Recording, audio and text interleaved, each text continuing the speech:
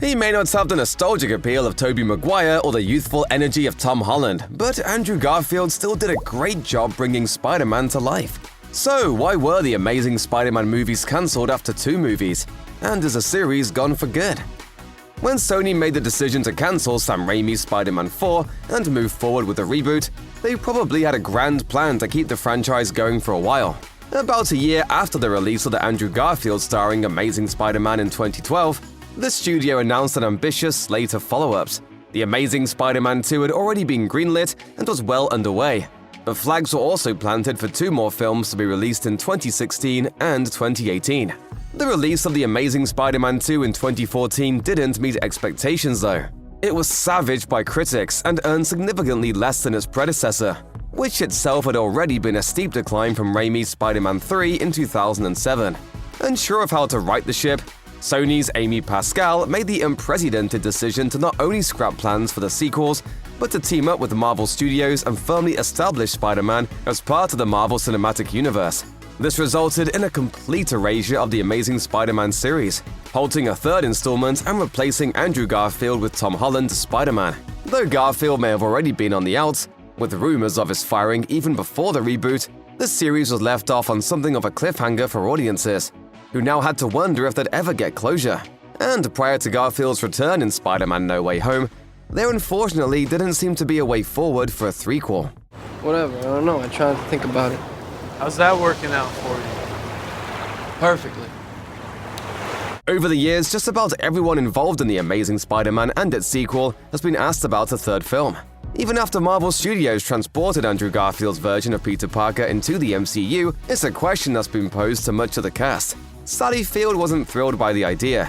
She was apparently uninterested in reprising her role as Aunt May. Field admitted in 2016, "It's really hard to find a 3-dimensional character in it." Dane DeHaan, who played Harry Osborn, seemed to feel differently. When asked about rumors of his appearance in Spider-Man No Way Home, the actor told Radio Times, "I would certainly love to make some kind of movie like that again." As for Andrew Garfield himself, he said he'd happily don the spandex again, but only under the right circumstances. In 2022, he told the Happy Sad Confused podcast, "I am definitely open to that. It would have to be something very unique, very special, and of service to the audience, of service to the character." In 2016, the MCU introduced a newer, younger Peter Parker played by Tom Holland in Captain America: Civil War. An instant fan favorite, it seemed that audiences had no problem saying goodbye to Andrew Garfield and the Amazing Spider-Man universe.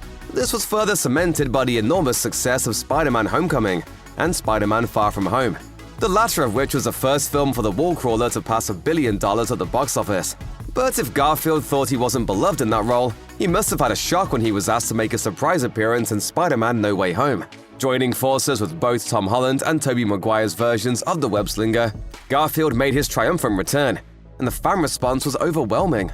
In fact, multiple fan petitions popped up on Change.org, encouraging Sony to greenlight The Amazing Spider-Man 3, including one that totaled more than 30,000 signatures. I love you guys. Thank you. In 2022, a former Marvel lawyer spoke to Animated Times and said that, legally speaking, there was nothing standing in the way of Sony jumping back into the Amazing Spider-Man franchise. But while Sony hasn't commented officially on the prospect of returning to that series of films, it now seems like a 3rd Amazing Spider-Man could be a real possibility after years of hopelessness. By the end of The Amazing Spider-Man 2, Gwen Stacy is dead, leaving Peter Parker to deal with his grief and guilt without her. A scene near the end of the film teased a host of new villains, and with Dane DeHaan's Green Goblin now knowing Spider-Man's true identity, it seemed they were setting up some major new storylines. Director Mark Webb told Den of Geek in 2017, "We were talking about the Sinister Six. Chris Cooper was going to come back and play the Norman Osborn Goblin. We were going to freeze his head and then he was going to be brought back to life. Could all of that still happen? Anything is possible, but with more than 10 years since the film's release, it's just as likely that something new would be dreamed up. If it was up to Andrew Garfield, it would be very different from Webb's initial plans." While speaking with the Happy Sad Confused podcast, Garfield seems more excited about the notion of facing off with Tom Hardy's anti-hero Venom. Considering the multiverse shenanigans introduced in No Way Home, the possibilities for a 3rd film are practically endless. It might be easy to assume that a 3rd Amazing Spider-Man film would simply bring back the cast of the 2 previous entries. But that's not quite as simple as it might sound.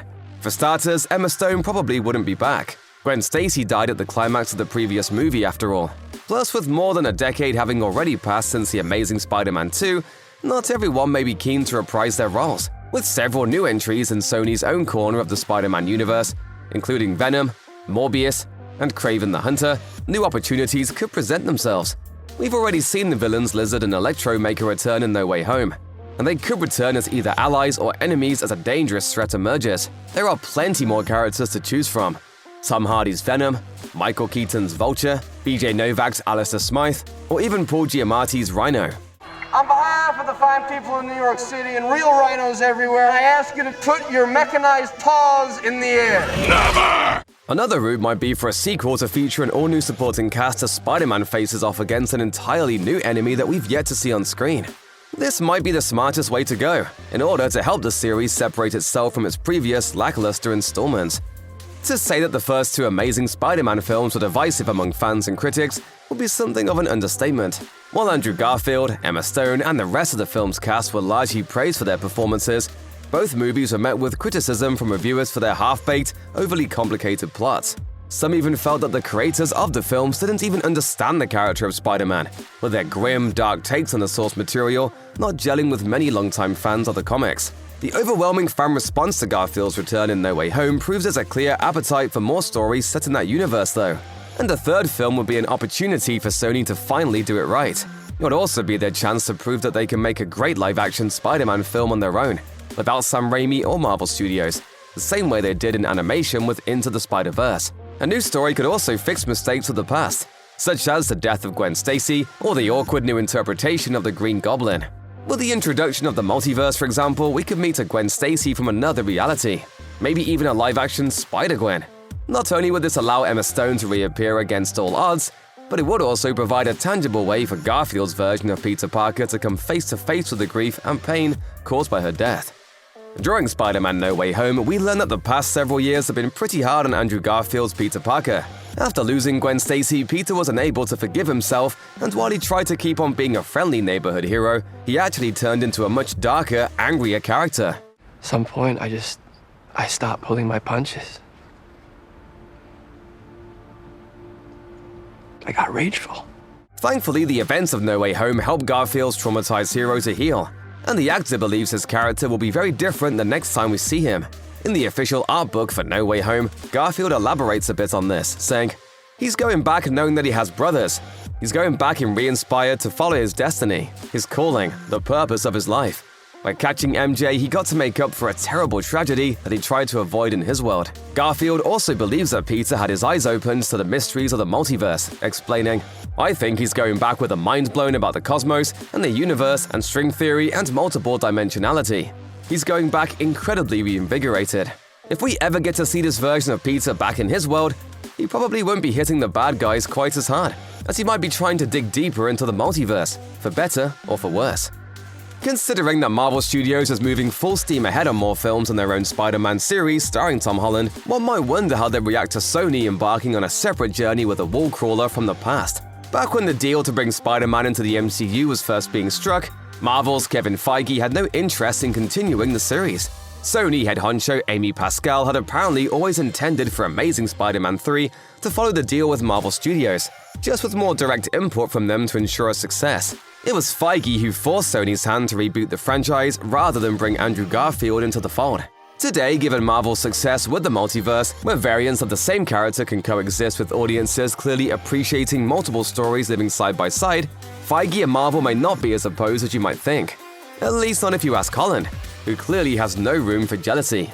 The actor told comicbook.com, "I would love to see The Amazing Spider-Man 3. I think what was so wonderful was how Andrew Garfield was able to kind of make amends with the character and the studio. You know, to kind of win the general public back. So should Sony decide to do that, they would have my full support. And obviously, so would Andrew."